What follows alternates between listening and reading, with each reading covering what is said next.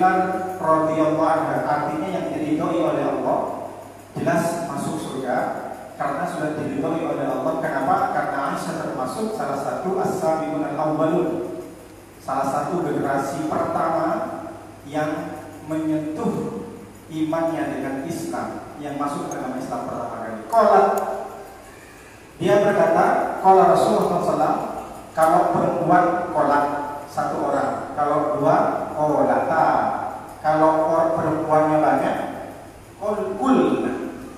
Jadi kalau satu orang kolak perempuan, kalau dua perempuan kolata, kalau laki-laki kolak, kalau dua kolak, laki-lagi banyak kolu, kolak, kolu, kolata, kul. Itu ilmu tasawuf. Baik, apa hadisnya? Man ahdatsa fi amrina hada ma laysa minhu fahuwa. Barang siapa yang membuat yang mengada-ngada fi amrina hada, di dalam perkara ini, yaitu perkara agama Islam, ma laysa minhu, di mana perkara itu tidak ada dalilnya, tidak ada tuntunan baik dari hadis dan Al-Qur'an, fahuwa raddun, maka dia tertolak, ay mardudun, dengan makna ditolak, isim maf'ul.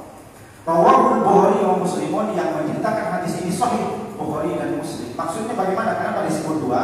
Ada hadis yang diceritakan Imam Bukhari tapi tidak diceritakan di Imam Muslim. Sebaliknya ada hadis yang diceritakan Imam Muslim tapi Bukhari tidak menceritakan. Kalau ini dua-duanya menceritakan, makanya dibilang Rawahul Bukhari Muslimun. Dua orang ini sepakat memberikan penjelasan sama persis hadisnya. Jadi sahih, baik dari maknawi lafzi sama-sama. Wa fi riwayat, tetapi ada di riwayat lain, yaitu di Sahih Muslim ini Ibnu Hajjaj Al-Muslim An-Nasaburi. Di riwayat lain Imam Muslim mengatakan kalimatnya beda. Berarti ini hadis mutawatir lafzi. Jadi kalimatnya beda tapi maknanya sama. Man amila amalan laisa alaihi amruna fahuwa. Yang berbeda di sini. Man ahdatsa, man amila, barang siapa yang melakukan, berbuat satu amalan laisa alaihi amruna, di mana pekerjaan itu tidak ada dalam tuntunanku, tidak ada dalam Islam, maka dia tertolak. Amma ba'du fa inna khairal hadis kitabullah wa khairul huda huda Muhammadin wa syarrul umuri muhdatsatuha wa kullu muhdatsatin bid'atun wa kullu bid'atin dhalalatun wa kullu dhalalatin finnar. Ngeri kalau ini. Setiap sesuatu yang diada-adakan tapi tidak ada dalilnya, tidak ada tuntunan, tidak ada seruan dari Nabi Muhammad, maka itu termasuk bid'ah. Kalau setiap bid'ah maka sesat. Karena setiap kesesatan pasti masuk neraka. Kita satu persatu. An ummil mu'minina, dari ibunya orang-orang beriman. Berarti Siti Aisyah ini adalah ibunya orang-orang beriman. Kenapa dibilang orang beriman? Siapa yang menjuluki? Siapa menjuluki Siti Aisyah ummul mukminin? Allah Ta'ala. Kata Allah dalam surat Al-Ahzab ayat 6, An-Nabiyyu aula bil mu'minina min anfusihim wa azwajuhum ummahatuhum. Ya. Allah yang bilang, Allah yang mengatakan, sesungguhnya Nabi Muhammad itu adalah lebih utama dari orang-orang, posisinya dari orang-orang yang beriman. Wa azwajuhu, dan istri-istri Nabi itu adalah ummahatu, umatnya orang-orang mukmin.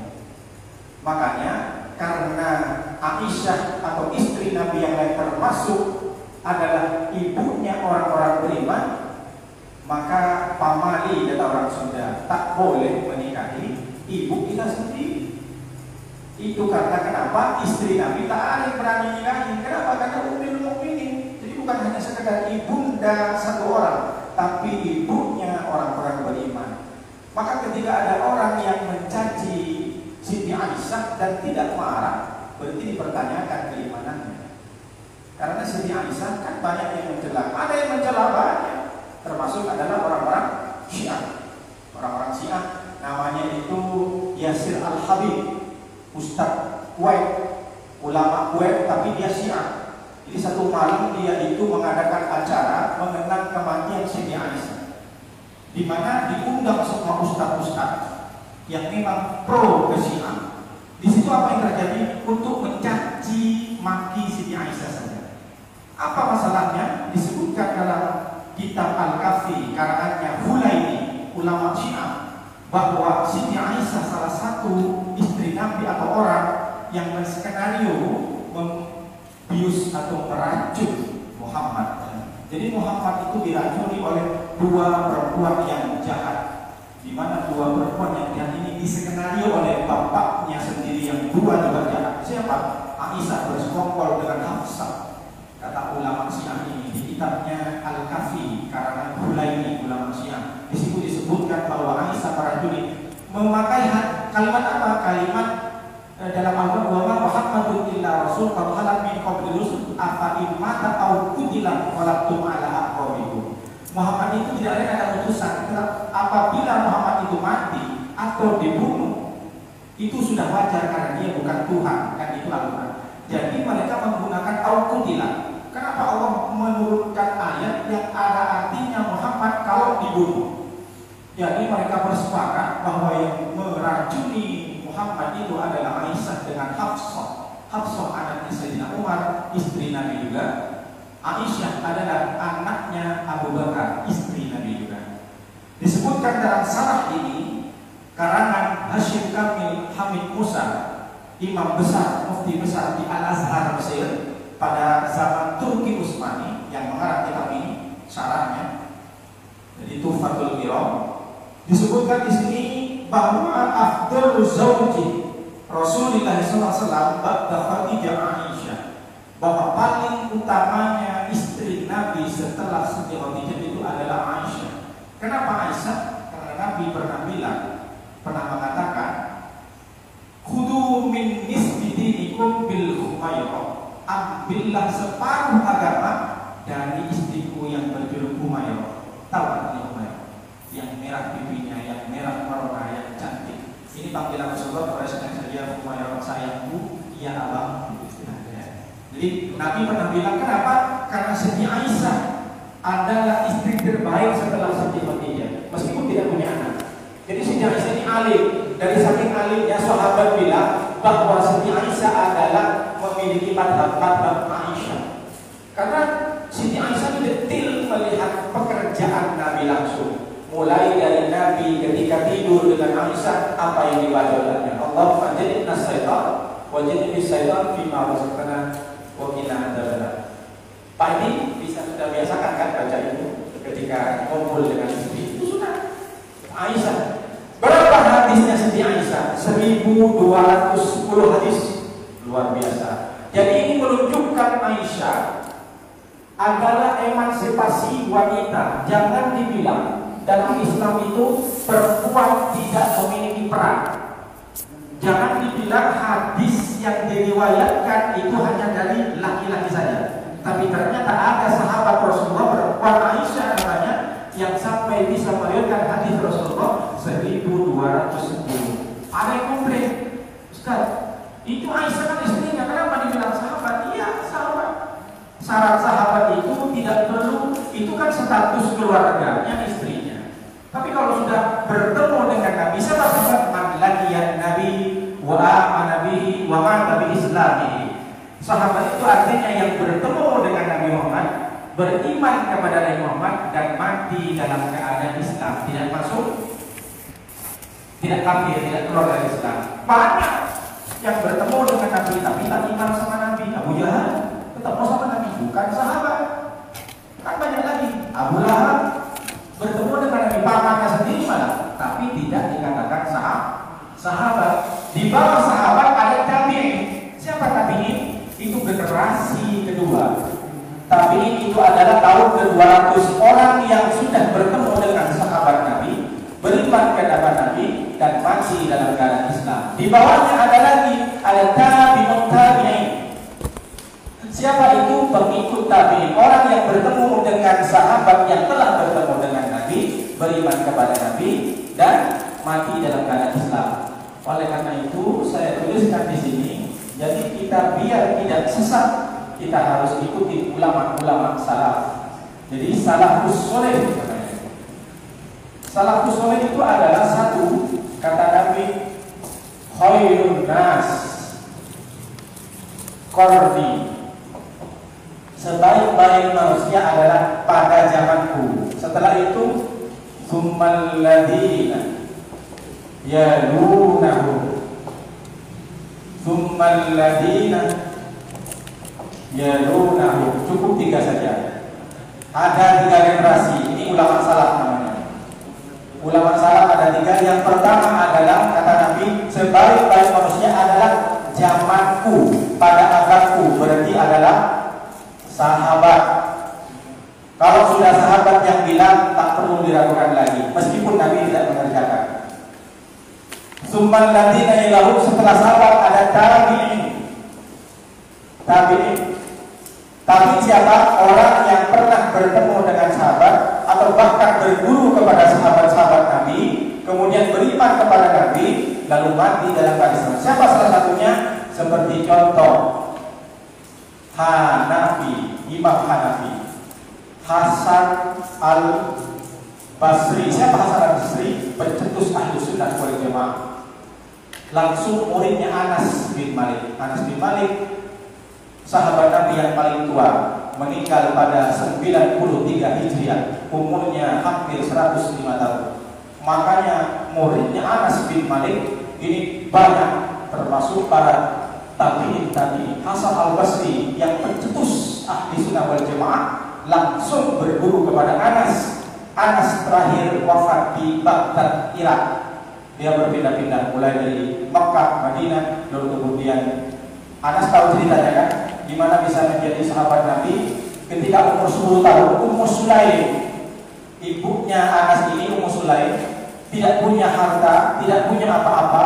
Ketika Nabi membutuhkan sesuatu untuk berjuang menegakkan agama Allah, datanglah Ummu Sulaim. Ya Rasulullah, saya tak punya ternak, saya tak punya tanah, tak ada yang saya sumbangkan untuk menegakkan agamamu ya Allah. Maka Ummu Sulaim membawa anaknya Anas bin Malik, masih umur 10 tahun. Saya punya anak masih umur 10 tahun. Hari ini saya hibahkan, saya berikan anak ini untuk mengabdi kepada ya Rasulullah. Mulai dari umur 10 tahun Anas bin Malik bersama Nabi, dididik oleh Nabi, menjadi pesuruh Nabi, dan berkumpul dengan sahabat-sahabat yang lain. Dididik oleh Sayyidina Umar, dididik oleh Sayyidina Abu Bakar. Jadilah Anas bin Malik sahabat yang sampai meriwayatkan hadis sampai 1500 sekian.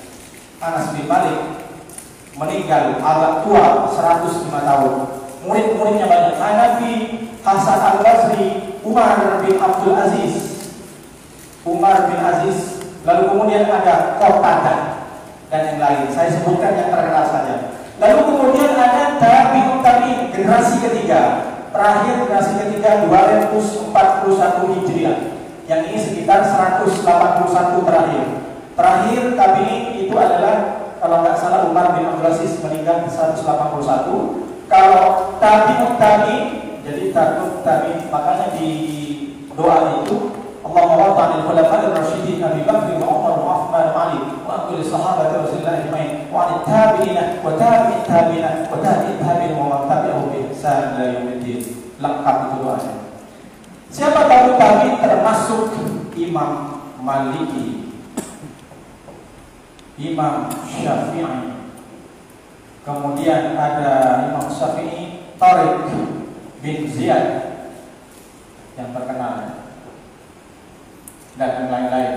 Salah satu yang terakhir ada Hambali, Imam Hambali, yang ini meninggal 241. Setelah ini sudah tidak ada lagi. Sekitar tahun antara ini tidak ada lagi tabi'ut tabi'in. Sahabat terakhir Abu Tufail itu meninggal tahun 170 kalau nggak salah. Di sini sahabat masih ada di sini. Jadi sahabat terakhir Abu Tufail namanya, sekitar meninggal tahun 100. Makanya jadi kalau ditanya 3 generasi ini namanya ulama salaf. Jadi kalau ini sahabat yang melakukan, tak perlu kita bilang-bilang bid'ah, meskipun Nabi tidak melakukan. Kita bahas satu persatu. Jadi biar tidak sesat. Karena baca hadis ini, man ahdatsa fi amrina hadza ma laisa minhu fahuwa raddun. Hati-hati. Jangan membaca hadis baca sendiri, paham sendiri, dimaknai sendiri, sesat sendiri, yang parah menyesatkan orang lain. Kenapa? Karena hadis tidak butuh dengan hadis ini, harus ada hadis-hadis yang lain. Maka oleh karena itu hati-hati mencari guru. Carilah guru yang betul-betul bermanhaj Syafi'i. Termasuk seperti contoh Ibnu Katsir, ini sudah tahun ke-10 Hijriah. Muridnya langsung Ibnu Taimiyah. Ibnu Taimiyah ini yang sudah terkenal dengan kitab-kitabnya. Ibnu Katsir yang sering tafsir Al-Qur'annya dipakai dan digunakan oleh orang-orang yang anti tahlil. Ibnu Katsir yang kita bahas. Baik. Kenapa dibilang Ummi Abdillah Aisyah? Abdillah ini anaknya Siti Khadijah karena jadi ponakannya. Karena Abdillah ini paling bungsu anak Nabi, sering diasuh digendong oleh Siti Aisyah, sehingga sahabat menyampaikan kunyah julukannya Ummi Abdillah, ibunya Ummi Abdillah. Padahal bukan anaknya Siti Khadijah. Jadi anaknya suaminya. Rasulullah SAW menahdatsa fi amrina. Baik, ini harus hati-hati. Jadi barang siapa yang membuat-buat, yang mengada-adakan satu perkara, makanya diambil dari kata ahdatsa itu, wa kullu muhdatsatin bid'atun. Setiap sesuatu yang diada-adakan itu bid'ah. Dan setiap bid'ah itu dhalalah, dan setiap dhalalah di neraka, masuk neraka. Hati-hati dengan kata ini. Tetapi di sini disampaikan ma laisa minhu. Nabi menyatakan ma laisa minhu. Ini dalam ilmu balaghah mafhum mukhalafah, kebalikannya. Barang siapa yang membuat satu perkara dan itu tidak ada dalilnya secara umum, maka itu adalah kesesatan, rodun, mardud, tertolak, ditolak oleh Allah. Itu bukan ibadah, jangan dilakukan. Tetapi kalau ada hadisnya yang mempayungi secara umum, maka itu tidak tertolak. Seperti apa contoh? Secara umum. Kenapa? Dia itu berpikir untuk menghidupkan malam. Nabi itu ada fi'lihi, ada qaulihi, ada takfir. Jadi yang dimaksud dengan pekerjaan Nabi mengerjakan. Sahabat melihat, lalu sahabat bilang, Nabi setelah maghrib sholat sunat 2 rakaat. Nah, disampaikan, itulah hadis. Atau Nabi langsung yang ngomong, kalian, sebelum subuh sholatlah fajar.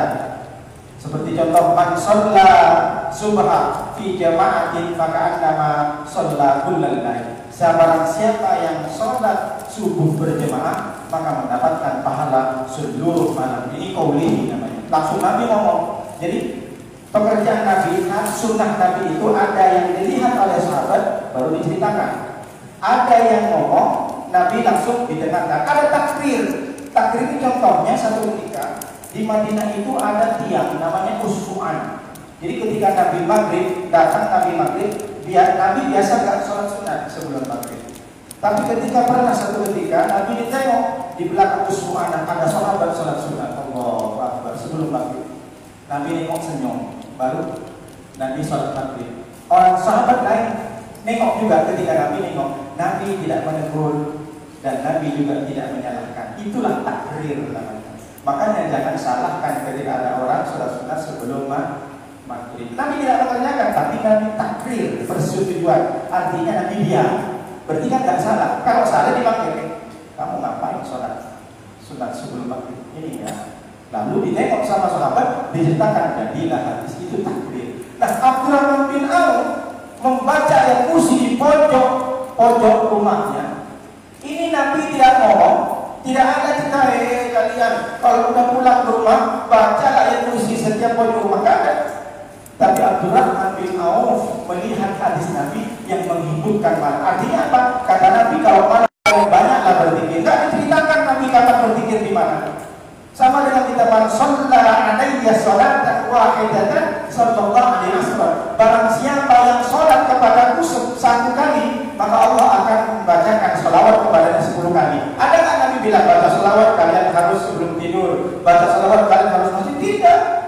Yang penting kata Imam Syafi'i tidak menyalahi syariat. Tidak ada Nabi nyuruh baca selawat itu harus di masjid